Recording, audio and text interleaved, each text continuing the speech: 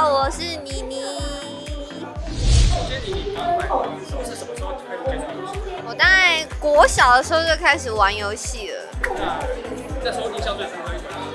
印象最深刻的游戏就是淡水阿给，后来是变爆爆王嘛。就是我以前那时候最流行的游戏就是这几款这样子。那目前最喜欢玩的是哪一款？目前最喜欢游戏呢，前阵子还蛮喜欢那种养成的模拟游戏，是因为觉得自己射击好像不太行了，所以才转换别的游戏这样。之前其实玩过蛮多射击游戏的，但是都没有玩的特别好，因为我都每次都说我自己是那个什么3重狙击手这样子。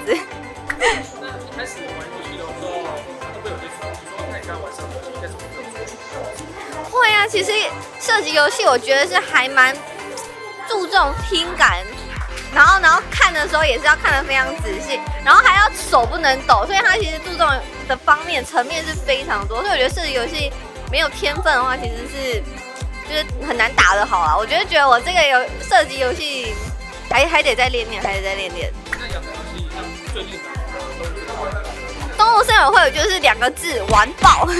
我就大概2个月左右的时候，我就那个时速好像已经到了200-300个小时吧，就是基本上一天就只睡5个小时，就为了玩一款游戏。我就是真的玩到废寝忘食。开始想过自己会成为实况？当初真的完全没有想过，就是一开始只是喜欢玩游戏，然后后来就不小心跌跌撞撞、误打误撞的就成为了实况主。然后以前还有那个还很菜的时候，然后不知不觉已经过了4年，好像也已经变有点老了。专职的实况主，其实我觉得还不错啊，因为其实实况主这个工作还蛮有趣的，就是除了说可以接触到很多游戏啊，然后认识的朋友也都是喜欢玩游戏的人，所以其实，在聊天起来我也觉得比较不会到有那么多困难，因为其实我以前大学的时候的同学就没有到很喜欢玩游戏，所以我跟他们讲一些游戏的相关的东西，他们就是哦，就是很容易就据点我，所以我觉得现在认识的朋友至少都是喜欢打游戏的朋友。反对或是一些意见？我其实算是很幸运，因为基本上大多数，大概有90%的实况主都在成为实况主的时候，都是跟家里抗争过。那我家人都是非常赞成我做实况主，因为第一是永远都待在家里，然后第二就是他们都可以在视线范围看到我，然后而且我又可以玩得很开心，打游戏又可以就是你知道有点收入嘛，所以就是他们都还蛮支持我的。那对现在想要进来实况主的新人啊，2个字漏爆，开玩笑。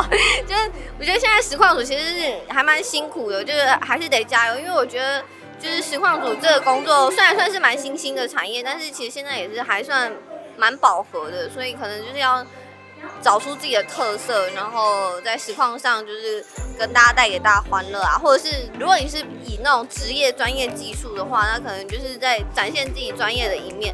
那如果大家是想要走欢乐路线的话，就可能找到自己的定位，这样子。加油啊！好，你叫什么名字？妮妮。实况的第一款游戏是什么？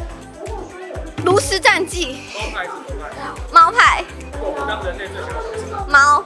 生活中最不能缺少的东西？手机。第一次网购买的？衣服吧。对你而言，爱和喜欢有什么不一样？爱是唯一，喜欢可以有很多。相信一见钟情。我相信啊。相信你喜欢有什么特质的男生？喜欢什么特质的男生？我喜欢有上进心的男生。看人生第一眼看哪？手，我是绝对的手控。喜欢吃的东西？很多好吃的我都喜欢吃。我最近喜欢吃西瓜。最怕的东西？最怕的东西，没钱。最近在追的什么？最近在追什么剧？最近没有最近看了那个《末日列车》，一个美剧。除了你之外，最喜欢的什么？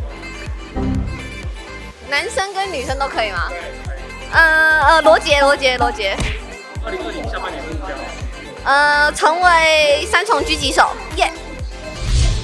好了，那个快问快答就到这边结束。还以为是多难的问题，就轻轻松松。希望下次呢，你们可以再准备一些更艰难的问题来考验一下我，好吗？我们下次再见，拜拜。